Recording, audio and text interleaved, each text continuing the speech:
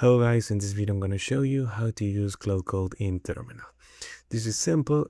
First, obviously I need to install the extension. In this case I already have it. When this is done, I need to go to the Claude Code open. And here I have the extension of the agent.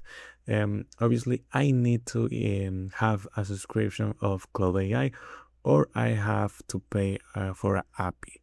This is the login section. But if I want to open the Claude Code in the terminal, as you can see, I have this option. It says prefer the terminal experience or run Claude in terminal.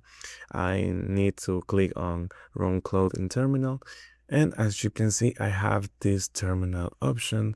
I'm gonna close this, and I just need to text here Claude.